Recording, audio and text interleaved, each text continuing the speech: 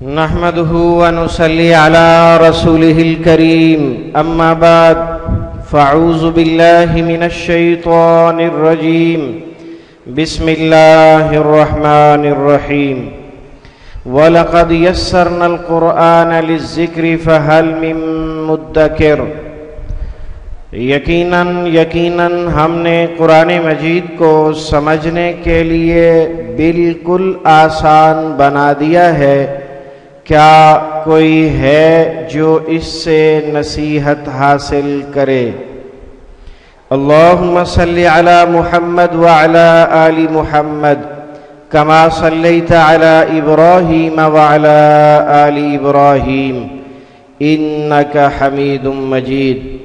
اللہم بارک علی محمد وعلی آل محمد کما بارکت علی ابراہیم وعلی آل ابراہیم انکا حمید مجید۔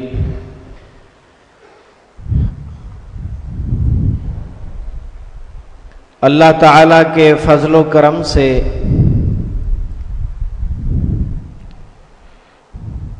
تیس روزہ سمر کورس کا آج دوسرا دن ہے۔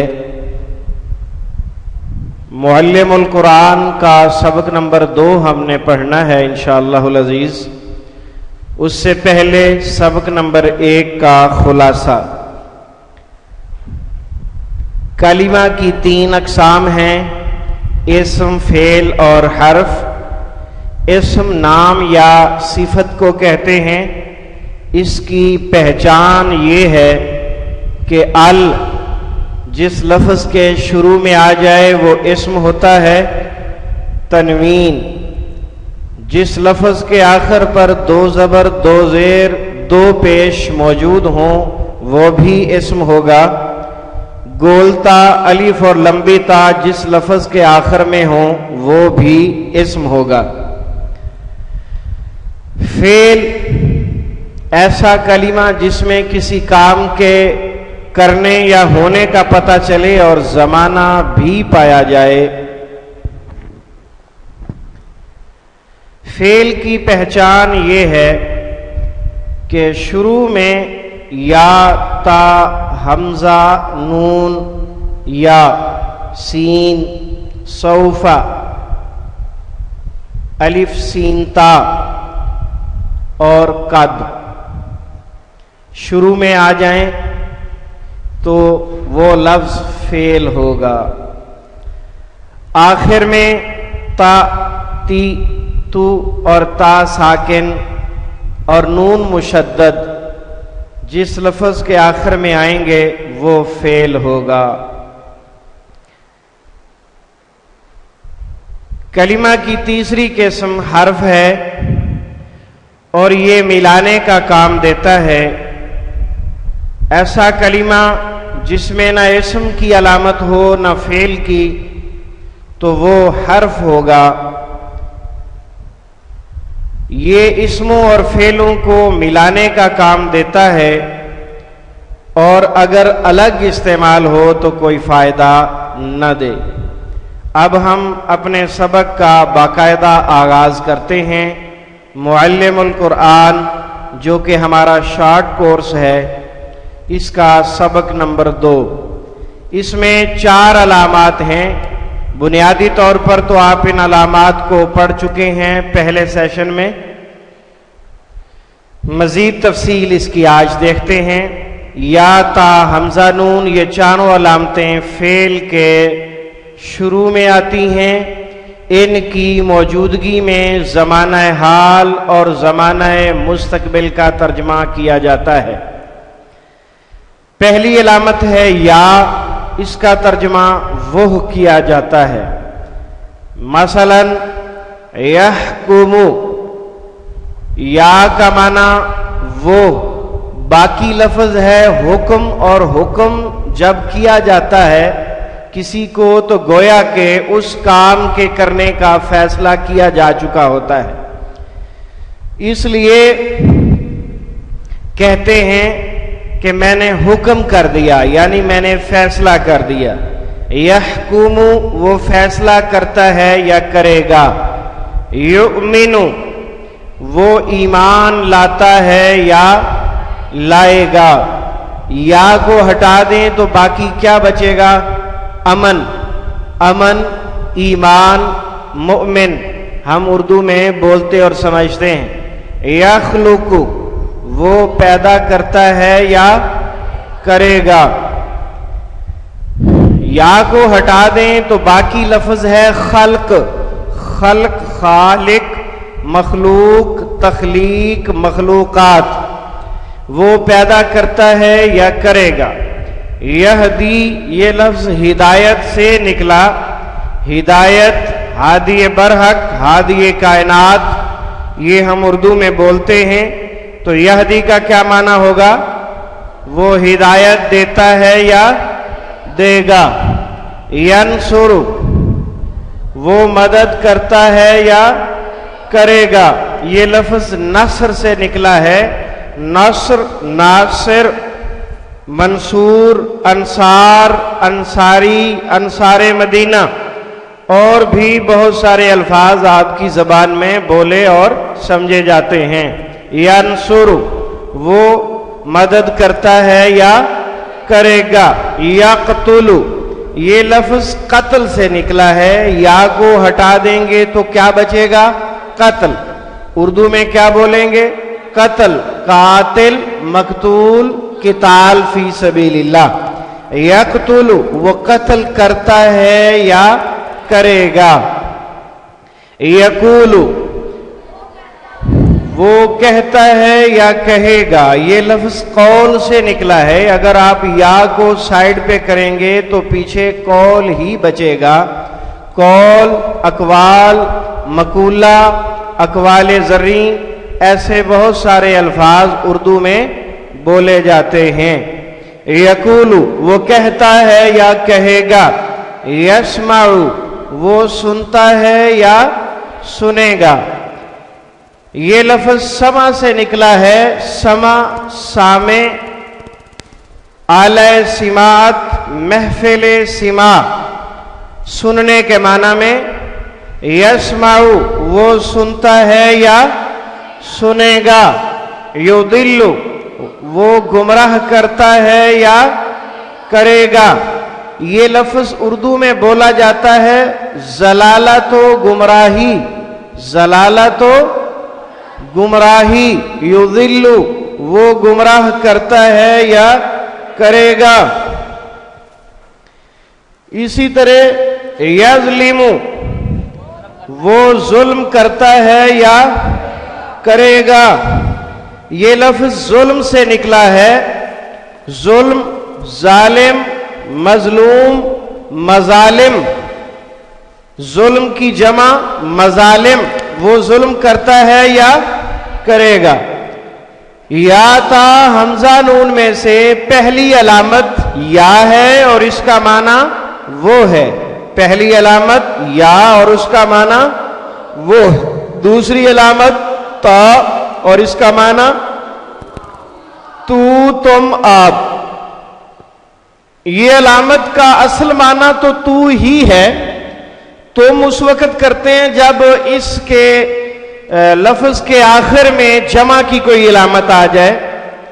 جیسے تؤمنو سے تؤمنون، تو اس وقت تا کا ترجمہ صرف تو نہیں کریں گے بلکہ تم کر دیں گے، کیونکہ آخر میں جمع کی علامت بھی موجود ہے. اور آپ سے ترجمہ اس وقت کیا جاتا ہے جب کسی سے بات کرتے ہوئے ادب ملحوظ خاطر ہو. ادب کے ساتھ بات کرنی ہو تو پھر آپ کو آپ سے کرتے ہیں. اس علامت کا ترجمہ آپ نے سمجھ لیا. پہلی مثال ہے تسمعو. پہلی مثال کیا ہے؟ یہ کس سے نکلا؟ سمع سے. کس سے نکلا؟ سمع، سامع، اعلی سماعت، محفل سماع، سننے کے معنی میں.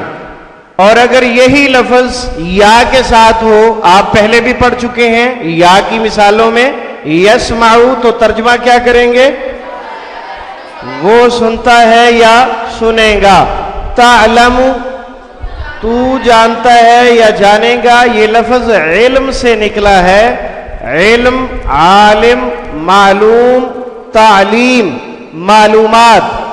تؤتی یہ ایسا لفظ ہے جو اردو میں نہیں بولا جاتا، اس کو آپ نے یاد کرنا ہے. اس کا معنی عطا کرنا ہے. تؤتی تو دیتا ہے یا دے گا. تشاء تا کا معنی تو اور شاء کا معنی چاہنا. اردو میں ہم کیا بولتے ہیں؟ انشاءاللہ، ماشاءاللہ. تو انشاءاللہ کب کہتے ہیں؟ جب کوئی کام اگلے دن یا بعد میں کرنا ہو، اور انشاءاللہ کہنے کے ساتھ اللہ تعالیٰ سے اجازت مانگی جاتی ہے کہ اے ہمارے خالق اور مالک، یہ کام ہم بعد میں کرنا چاہتے ہیں، آپ کی توفیق ہوگی تو یہ کام ہو سکے گا، آپ توفیق عطا نہ کریں گے تو یہ کام نہیں ہو سکے گا. تؤمنو تو ایمان لاتا ہے یا لائے گا. اسی طرح تعبدو تو عبادت کرتا ہے یا کرے گا. تا کو ہٹا دیں کیا بچے گا؟ عبد، عابد، معبود، عبادت.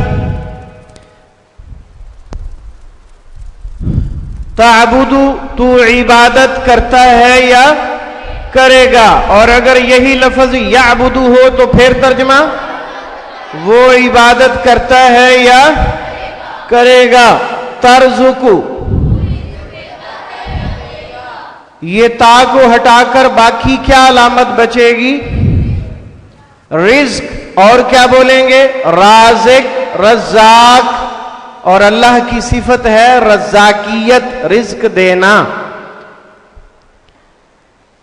تظلم تو ظلم کرتا ہے یا کرے گا. ظلم، ظالم، مظلوم، مظالم. یہ اردو کے الفاظ مشکل نہیں ہیں، تھوڑا سا ذہن پر زور دیں گے تو یاد آ جائیں گے، اور اس انداز سے یاد کیا ہوا انشاءاللہ العزیز زندگی بھر آپ کو نہیں بھولے گا. اور اس طرح یاد کرنے سے جو سب سے بڑا فائدہ آپ کو ہوگا، قرآن مجید بغیر ترجمہ پڑھے جب آپ اس کی تلاوت سنیں گے یا تلاوت کریں گے، 70 یا 70+ % آپ کو جو ہے آٹومیٹک ترجمہ سمجھ آنا شروع ہو جائے گا. بہت کم الفاظ ہوں گے جن کا معنی اور مفہوم آپ کو سمجھنا پڑے گا یا یاد کرنا پڑے گا. یہ تو آپ پریکٹیکل کر ہی چکے ہیں، آج تیسرا دن ہے ماشاءاللہ. جی تجاہدو، تجاہدو جہاد سے نکلا ہے. جہد، جہاد، مجاہد، مجاہدین اور جہاد فی سبیل اللہ سب اردو میں بولے جاتے ہیں. تغفرو یہ لفظ غفر، اصل لفظ اس کا کیا بچے گا؟ غفر. غفر، غفران، مغفرت اور استغفار. غفر، غفران، مغفرت اور استغفار، بخشش مانگنا. تغفرو تو بخشش مانگتا ہے یا مانگے گا. نوٹ، تا کا مفہوم تو، تم، آپ کے علاوہ کبھی وہ ایک مؤنث بھی ہوتا ہے، اور ایسا اس وقت ہوتا ہے جب تا ایسے لفظ کے ساتھ آئے جو اس لفظ سے پہلے تا موجود ہے شروع میں، اور اس کے بعد جمع کا لفظ آنے والا ہے. تا کے بعد ایک لفظ جمع کا آنے والا ہے، اس وقت اس کا استعمال ہوتا ہے. اور عام طور پر جب تا مؤنث کے لیے استعمال ہوتی ہے تو اس کا ترجمہ الگ اردو میں کرنا ممکن نہیں ہوتا. اس کی مثال سے آپ دیکھ لیجئے، تجری من تحتها الانہار. تجری یہ لفظ نکلا ہے جاری سے. اردو میں جاری اور اجرا بولا جاتا ہے، جاری اور اجرا. تجری چلتی ہیں، من تحتیہا ان کے نیچے سے، الانہار نہریں۔ اب آپ غور کریں، یہ ہے تجری کے شروع میں تا، اور اس کا ترجمہ یہاں ممکن نہیں، اور یہ تا آئی ہے الانہار کی وجہ سے۔ الانہار جمع ہے، اور یہ ایسی جمع ہے، یہ نہرن کی جمع ہے، اور ایسی جمع ہے کہ یہ عربی زبان میں ایک مؤنث کے برابر ہے۔ ہر زبان کے اپنے اپنے قواعد اور کلیے ہوتے ہیں، تو عربی زبان میں یہ جمع، اس جمع کو جمع مکسر کہتے ہیں۔ تو جمع مکسر جو ہے عربی زبان میں ایک مؤنث کے برابر ہوتی ہے، اس لیے اس کے لیے تا کا استعمال کیا گیا ہے کہ وہ باغات، جنتیں ایسی ہیں کہ تجری من تحتیہا الانہار، ان کے نیچے سے نہریں چلتی ہیں۔ لا تدرکہ الابصار، یہ آیت اللہ رب العزت کی ذات کے متعلق ہے کہ اللہ تعالی ایسی ہستی ہے کہ نہیں ادراک کر سکتی اس کا آنکھیں۔ یعنی جب انسان دنیا میں ہے تو دنیا میں رہتے ہوئے اللہ تعالیٰ کو نہیں دیکھ سکتا، اس کا یہ مطلب ہے۔ وہ بھلے بڑی سے بڑی، عظیم سے عظیم اور سب سے کریم ہستی کیوں نہ ہو، اللہ تعالیٰ کو نہیں دیکھ سکتی۔ کیوں؟ اللہ رب العزت نے قرآن مجید میں اصول بتا دیا کہ یہ دنیا میں رہتے ہوئے انسان، جن اور مخلوقات کی آنکھیں اللہ کو نہیں دیکھ سکتی۔ سیدنا موسیٰ علیہ السلام نے کوہ طور پر اپنی قوم کے کہنے پر اللہ تعالیٰ کو دیکھنے کا مطالبہ کر دیا تھا، اور قرآن مجید اس بات کا گواہ ہے۔ انہوں نے کہا رب ارنی انظر الیک، اے اللہ ہمیں اپنا آپ دکھا دو، ہم آپ کی زیارت کرنا چاہتے ہیں۔ اللہ رب العزت نے زیارت کروانے کی بجائے ارشاد فرمایا لن ترانی، آپ ہرگز ہمیں نہیں دیکھ سکتے۔ لن ترانی، یہ حرف لن جو ہے یہ عربی زبان میں ایسا لفظ ہے کہ اس میں نفی ہوتی ہے، اور نفی بھی بڑی سخت قسم کی ہوتی ہے، حال سے لے کر مستقبل سمیت قیامت تک آنے والی آخری گھڑی بھی اس میں شامل ہوتی ہے، کہ اب سے لے کر قیامت تک یہ ممکن ہی نہیں کہ تم مجھے دیکھ لو۔ ہاں فرمایا وَلَٰكِنِ انظُرْ إِلَى الْجَبَلِ، اگر تم ضرور نظارہ کرنا چاہتے ہو تو یہ سامنے پہاڑ کی طرف دیکھو، میں اپنے نور کی تجلی اس پر پھینکتا ہوں، اگر پہاڑ برداشت کر گیا تو تم بھی دیکھ لو گے۔ فَلَمَّا تَجَلَّى رَبُّهُ لِلْجَبَلِ، جب اللہ رب العزت نے اپنے نور کی تجلی پہاڑ پر ڈالی، جَعَلَهُ دَقًّا، جلا کے راکھ کر دیا۔ اللہ تعالیٰ کا دیکھنا پہاڑ بھی برداشت نہ کر سکا اور جل کے راکھ ہو گیا، اور سیدنا موسیٰ علیہ السلام خود بے ہوش ہو گئے، اور ان کے ساتھ جو 40 سردار کتاب لینے کے لیے گئے تھے وہ 40 کے 40 اس کیفیت کو برداشت نہ کر سکے اور فوت ہو گئے۔ 40 کے 40 سردار فوت ہو گئے۔ جب موسیٰ علیہ السلام کو ہوش آیا تو دیکھ کے ہکے بکے رہ گئے، یا اللہ یہ کیا ہوا؟ یہ تو میرے ساتھ کتاب لینے کے لیے آئے تھے اور یہ سارے کے سارے فوت ہو گئے۔ اگر آپ چاہتے تو ان کو یہاں کوہ طور پر لانے سے پہلے ہی فوت کر دیتے۔ یہ تو میرے لیے بہت بڑا ایک پریشانی کا باعث بن گیا۔ دعا کی یا اللہ رحمت فرما، ان کو زندہ فرما۔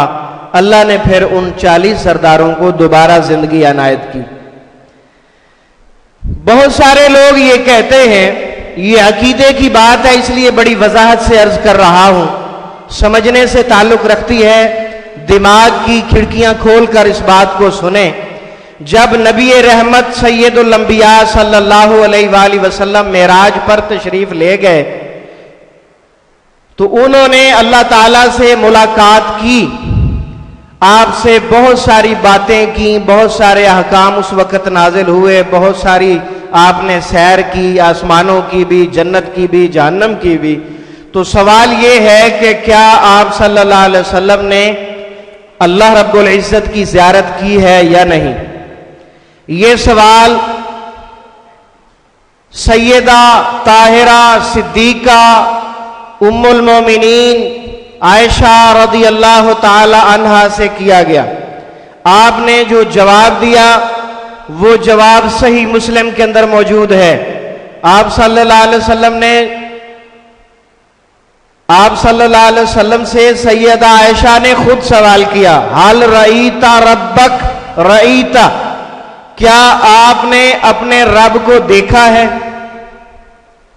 کیا آپ نے اپنے رب کو دیکھا ہے؟ تو جواب میں سید کائنات صلی اللہ علیہ وسلم نے اپنی زبان نبوت سے خود ارشاد فرمایا، نور ان اراہ، وہ تو نور ہے، میں اسے کیسے دیکھ سکتا ہوں۔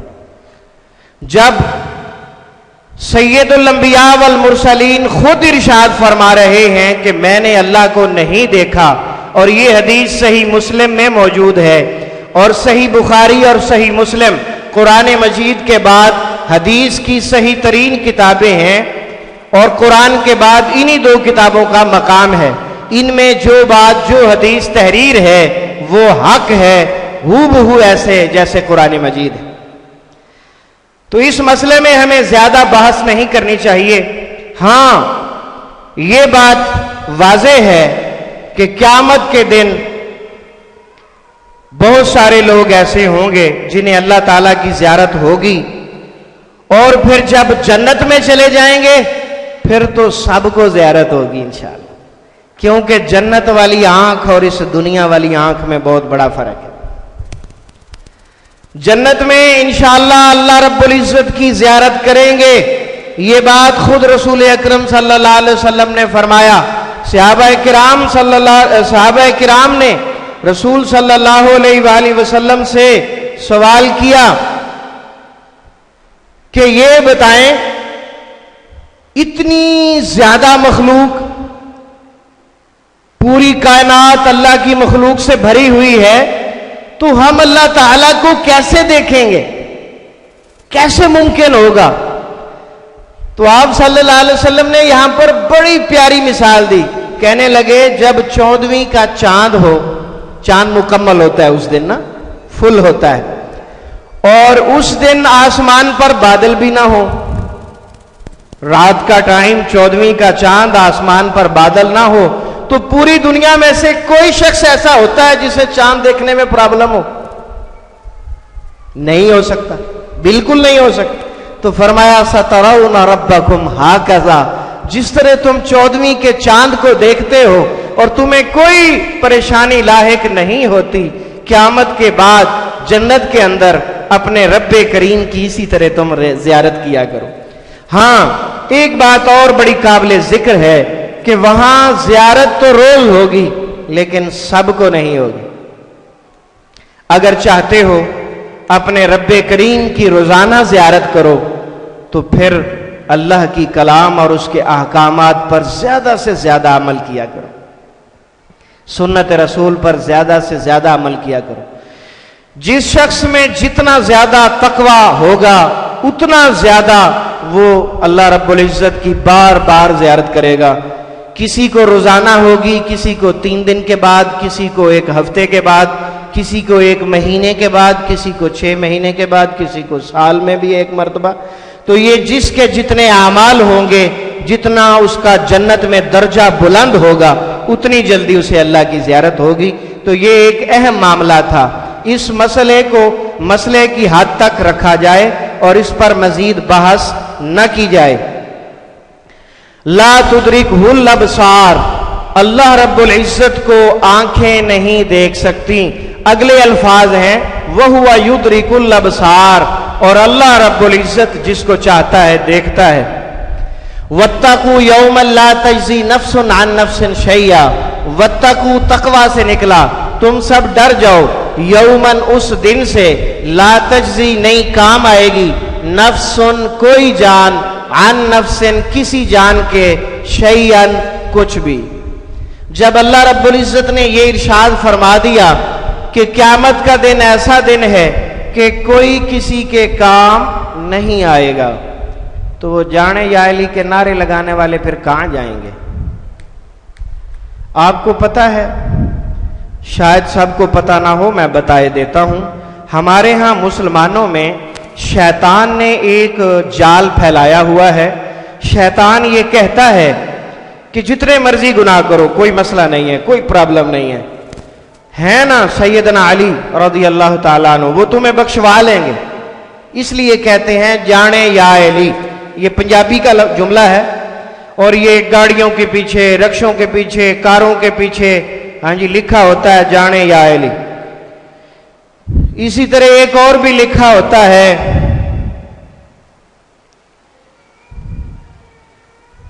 مجھے پورا جو ہے جملہ یاد نہیں آ رہا، کسی کو یاد آ رہا ہے تو بتائے. جنت حسین دی پتہ نہیں، کعبہ علی دا جنت حسین دی، یاد آ گیا مجھے، کعبہ علی دا جنت حسین دی.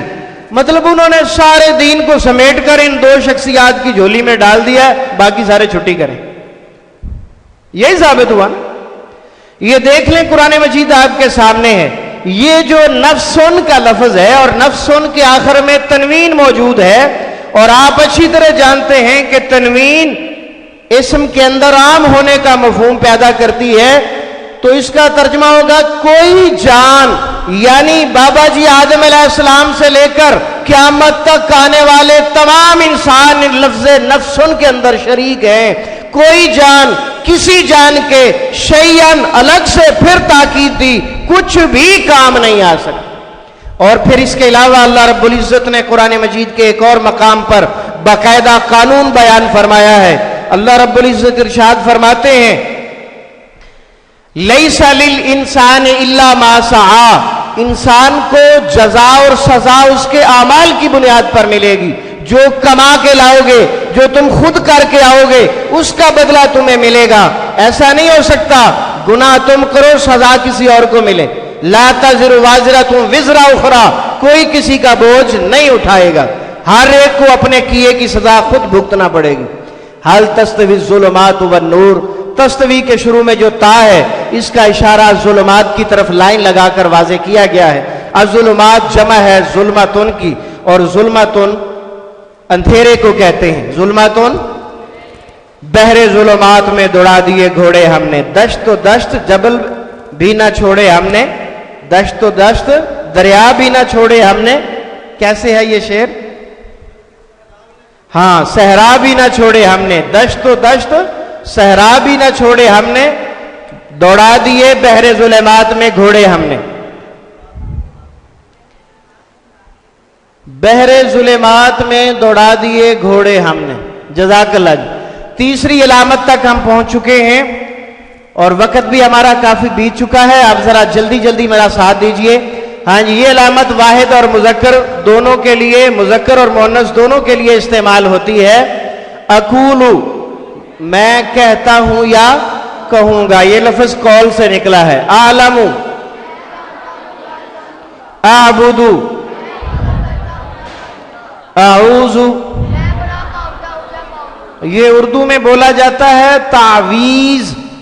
تعویذ جو کہ سنت نہیں ہے، اور دم کرنا سنت ہے. دم کرنا سنت ہے، بھلے اکیلی سورۃ فاتحہ پڑھ کر ہی دم کر لیں.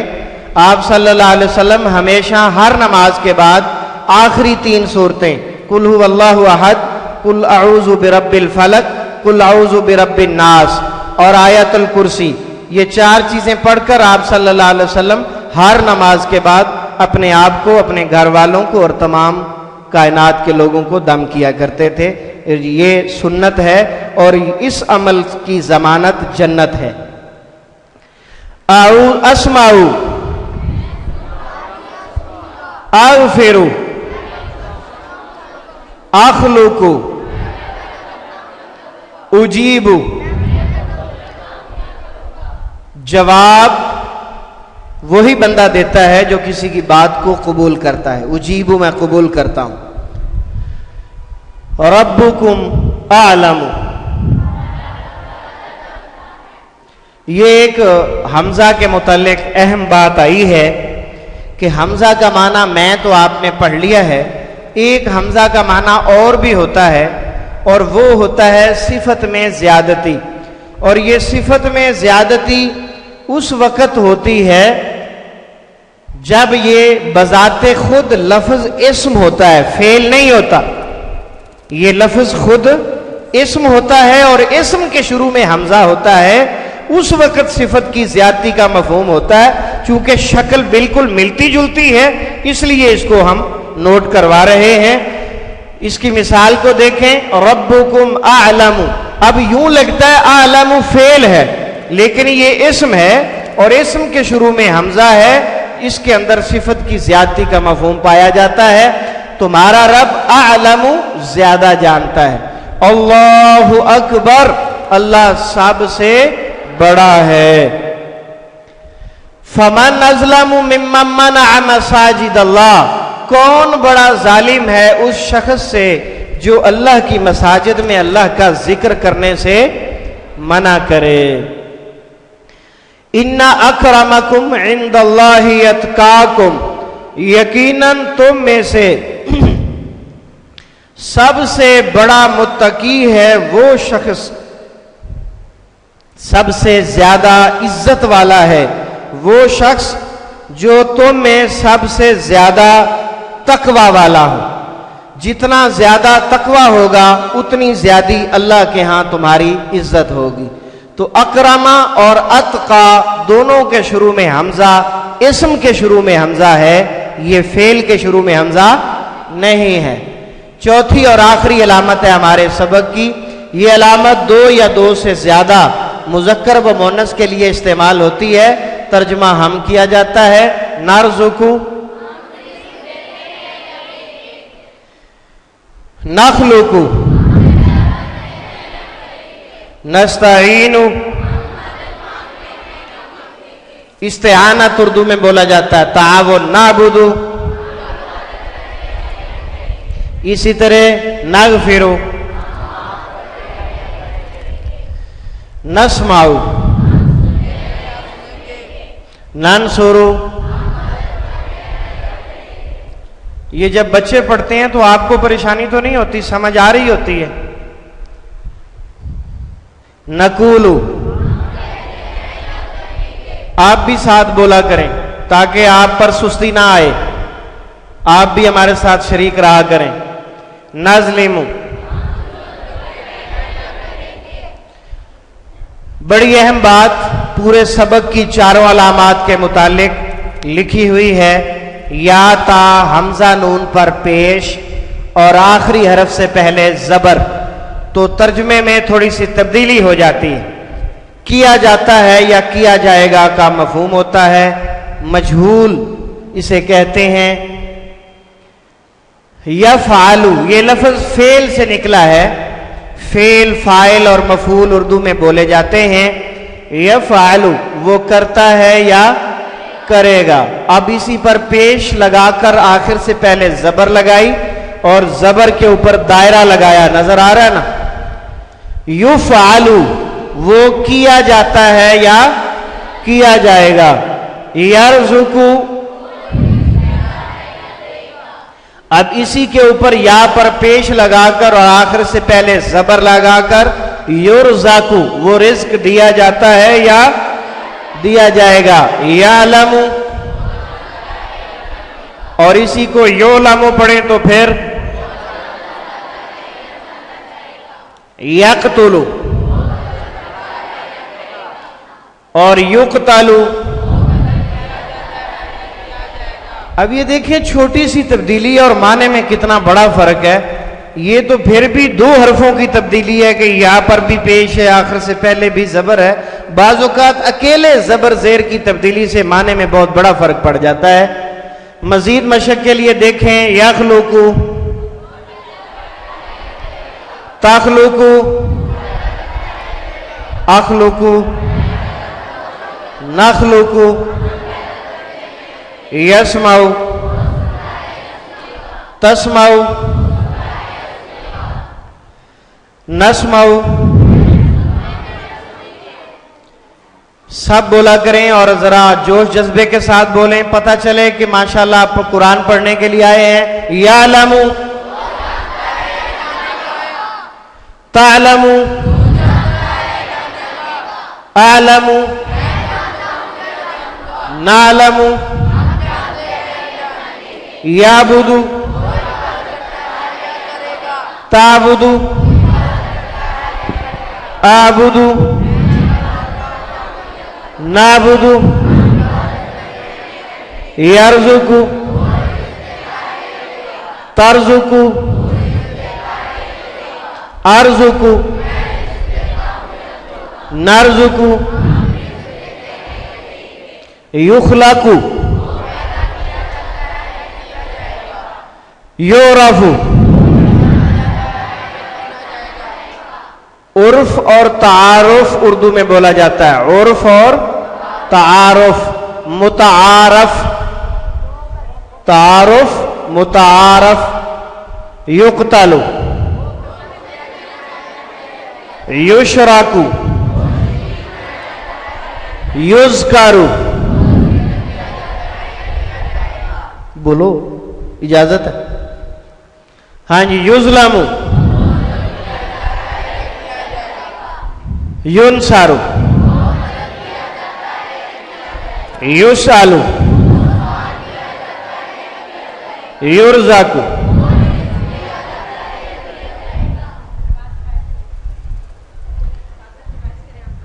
ماشاءاللہ سبق آپ کا مکمل ہو گیا ہے اور امید ہے آپ کو یاد بھی ہو گیا ہوگا۔